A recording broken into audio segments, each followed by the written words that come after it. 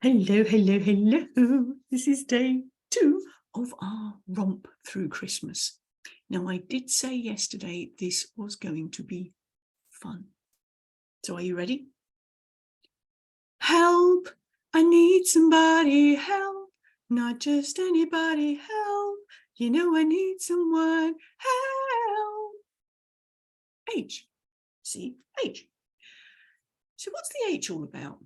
Well, help and who.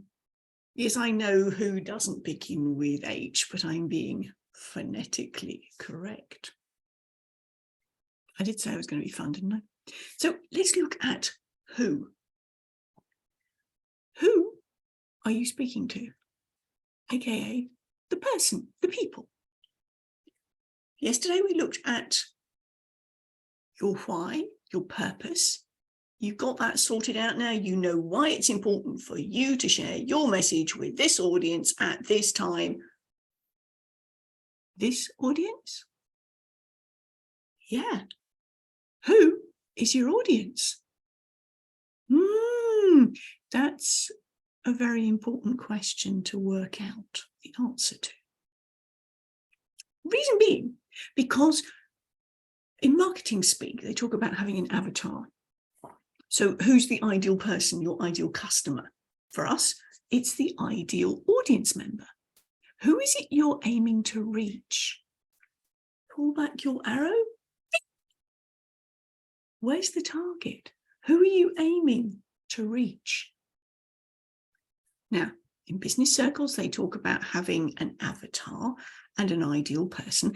And this is where we're going with this one, because who it is really important, because I'm going to get you to think about, I'm going to invite you to think about who is that one person that you're speaking to.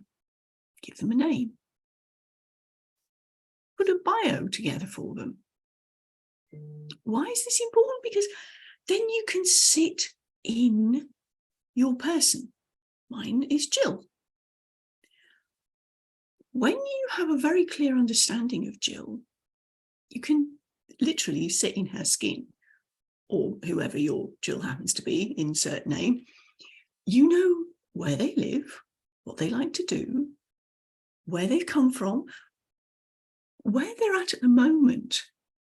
What are the problems they're facing? And where do they want to go? And the challenges that are those boulders that are stopping in the way. They mean they can't go from where they are now to where they want to be. What are those challenges? Now, the reason I'm inviting you to consider very carefully your Jill is because what comes out of your mouth is directed to your Jill. And not just as you're speaking, as you're writing your copy. Because when you put your marketing, your promotional stuff out on your speaker one sheet that you give to event managers, that you send to podcast hosts, it's all speaking to Jill. Insert name. So how do you get to work out who this is?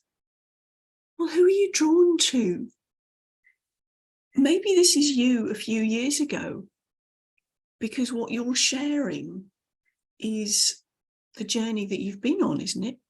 The wisdom that you have learned going from where you were to where you are now, because that's what you want to share. That's the urgency that you've got in your message, so that other people don't have to stumble over those boulders on the way. They can use them as stepping stones, bouncing off points, if you will.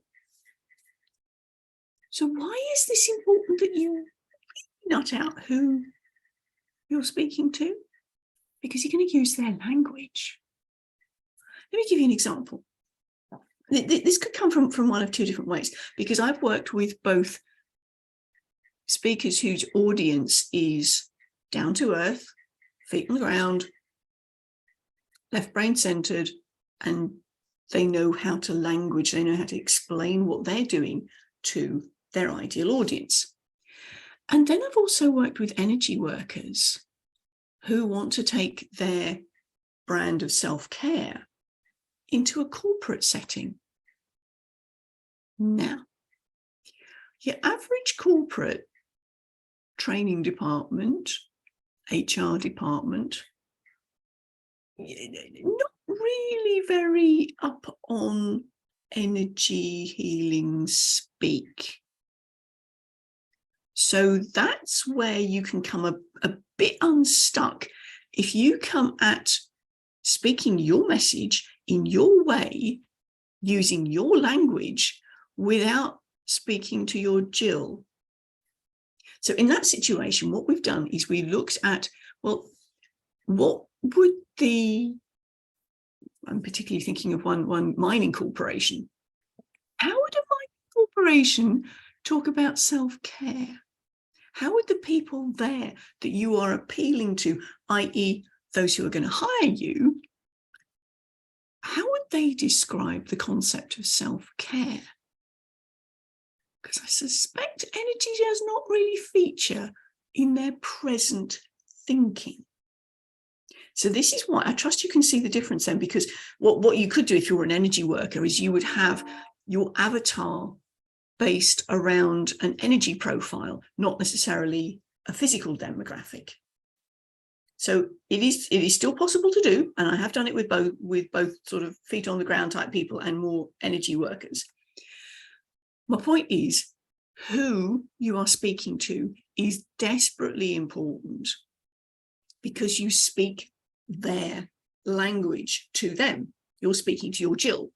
So all of the lovely technical words that you want to express, you're going to put them to one side for now until you've got them on board, until they understand where they're at the moment, until they can see that you understand where they're at the moment and that you can understand where they want to go and you're using their words back to them.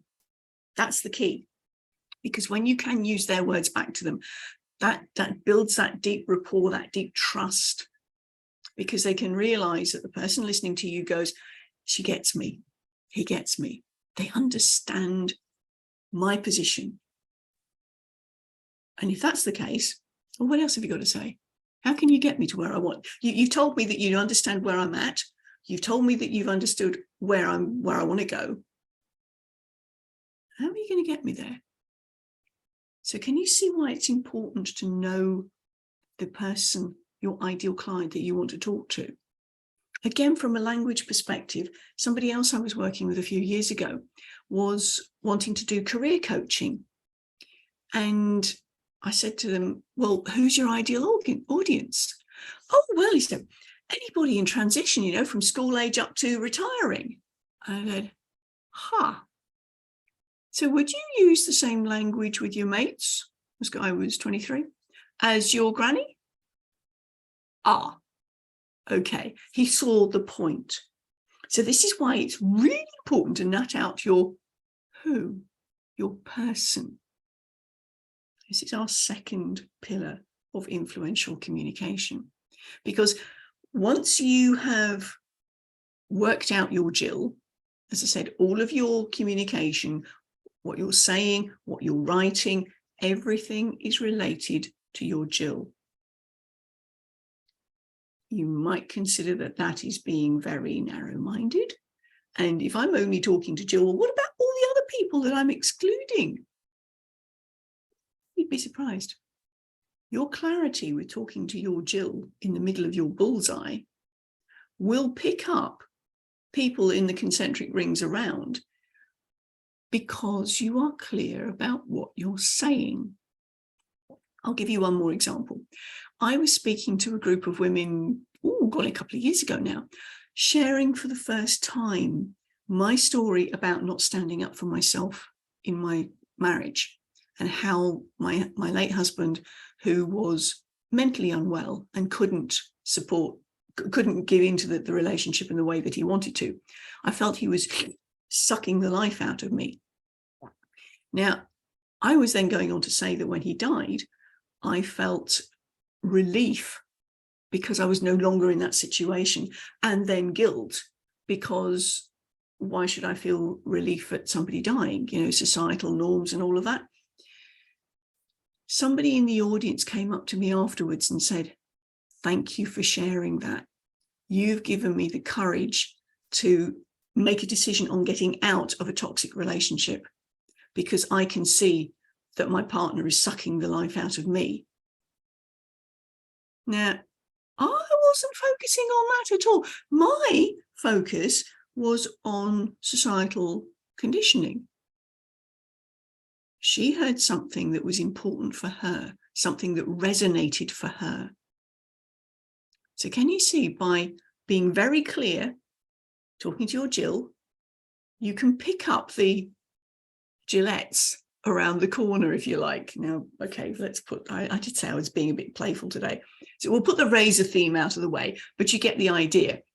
Once you are speaking very clearly to your ideal client, your who, your person, your clarity, your vibration, your energy is pulling in other people who may not be exactly your Jill. However, they are resonating with what you're saying.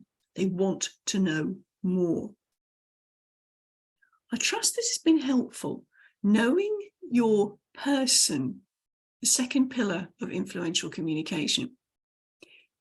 If you haven't already got my ebook around this, pop your details in the chat and I'll get it to you. Tomorrow, CHR, we look at R. Tune in tomorrow. I'm doing them at different times because I know there's people across the world who don't necessarily catch the 5:30 Perth time on a Tuesday. So I'm trying out different times to see who can log in. Tomorrow, we look at R. Tune in and find out what it's about. Bye-bye for now.